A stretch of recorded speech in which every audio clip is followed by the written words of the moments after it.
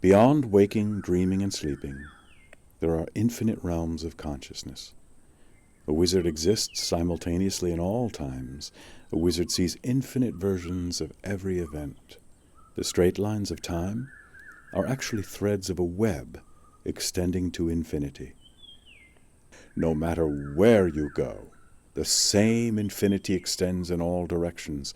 You are thus the center of the universe, no matter where you go. There is only everywhere and nowhere. Knowing this, you would wear moons and stars too. Knowing this, you would wear moons and stars too. Without the illusion of your senses, you would realize that the moon and stars are right here beside you. When will I As the turmoil of your soul settles, you will see the heavens in your own being. Understanding the lesson. If we believe our senses, space, and time are not mysterious, standing on a hill we can see that the earth ends at the horizon and the sun rises in the sky. Time ticks by in seconds and moves from past to future in a straight line. Yet to a wizard, time and space are infinitely mysterious. A wizard believes in a present that is eternal. He sees that all events occur simultaneously, and every place is the same point, surrounded by infinity. Ordinary space-time is a veil that you have not penetrated yet, Merlin said. As long as you rely on your senses, you will remain on this side of the veil.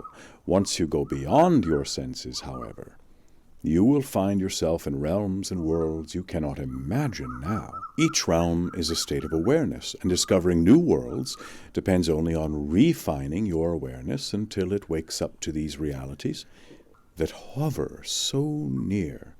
Right now, both you and I can see infinity in all directions, only we make very different use of it.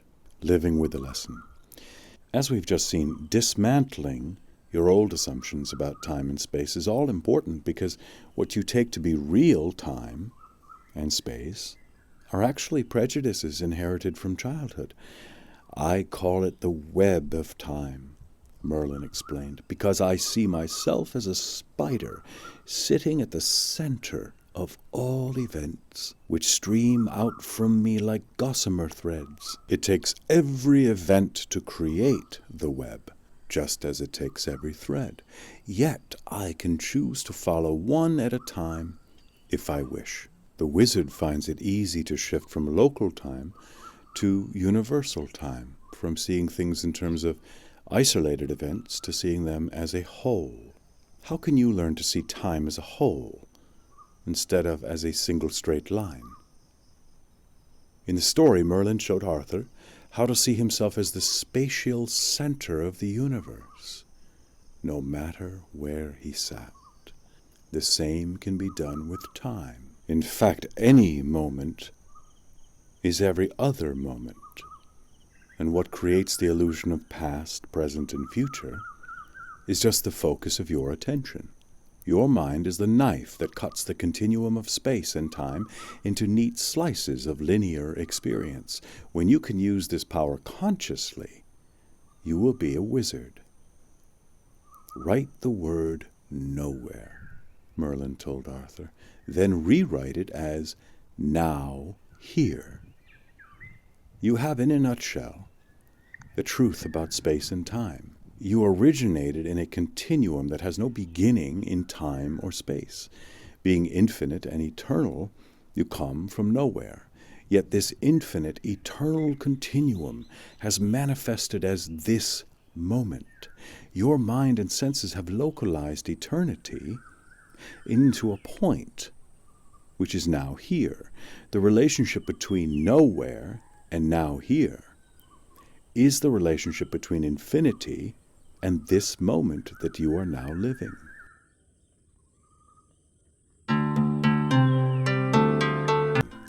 Seekers are never lost because Spirit is always beckoning to them. Seekers are offered clues all the time from the world of Spirit. Ordinary people call these clues coincidences. To a wizard, there are no coincidences. Every event exists to expose another layer of the soul. Spirit wants to meet you, to accept its invitation. You must be undefended. When you seek, begin in your heart. The cave of the heart is the home of truth. Merlin had the strange habit of seeming to enjoy the occasional mishaps that befell the boy Arthur. If Arthur came home to the cave with cuts and bruises from falling out of a tree, the wizard would murmur, "Good," almost inaudibly. One time, in a lightning storm, an old rotted sycamore was hit and almost fell on top of Arthur. "Well done," Merlin muttered. One must be very alert to see them. Nothing is random in the universe. Your past actions are not returning to punish you, but to catch your attention. They are like clues. You think you are. You live in many layers of reality. One of these we shall call spirit. Imagine that you do not know yourself as spirit, but that your spirit knows you. What would be more natural than that it should call to you?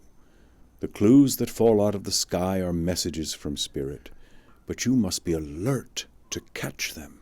Of all the worlds the wizard inhabits, the two that are furthest apart are those of matter and spirit. These are also the two poles of our existence. It is natural to swing from one pole to the other, to move from faith to skepticism, until the opposites are united. At the present moment, the swing is away from the material pole, although that pole still dominates everyone's thinking. When we speak of cause and effect, we mean that material things interact. The sun pulls the earth around itself, striking a match creates a flame. Lightning hits a tree and it falls. The fact that humans inhabit this arena of cause and effect makes no difference. The laws of nature operate without regard to us. Living with a lesson. If spirit is showering clues all around you, how can they be spotted? First, you must be willing to see these clues. Meeting someone you just thought about, hearing a word that just flashed through your mind, having plans go awry only to find a hidden benefit, noticing that too many coincidences are occurring in your life to truly be coincidences. Spirit often begins to speak in these ways. They might be called first encounters, narrow escapes, lucky accidents, and intuitions that come true fall into this category also. In all these cases, the normal patterns of cause and effect are stretched, sometimes broken. If you try to apply the kind of logic that says A causes B, which causes C, the explanation will not work because these coincidences are too far-fetched and too personal. The real question isn't why did this happen, but why did this happen to me? If you are willing to accept that spirit could be beckoning to you, the clues will begin to change. Instead of being coincidences that quickly fade from your mind, clues will begin to take on spiritual overtones.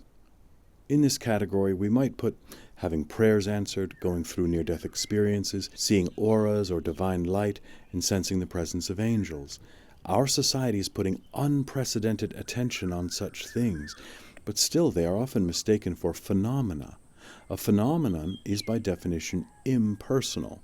A wizard would say that these clues are actually highly personal. They are meant to guide someone.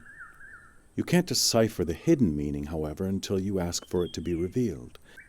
Don't expect spirit to write a book and read it to you, Merlin said. Life is creative, and so is spirit. Each clue meant for you is tailored to your level of awareness. Be grateful that spirit remains out of sight, just around the next bend.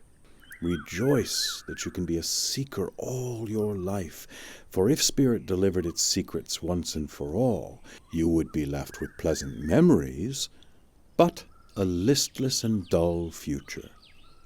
Because spirit is on the move, constantly creating your life from the invisible source of all life, you must be alert every moment to understand its ways. Sometimes clues hit like a bolt from the blue. Sometimes they cross your path as silently as a cat stalking in the pre-dawn light. Sometimes they smile and deliver a shiver of bliss. The great joy of crossing into the wizard's world is that the whole world comes alive. Nothing is dead.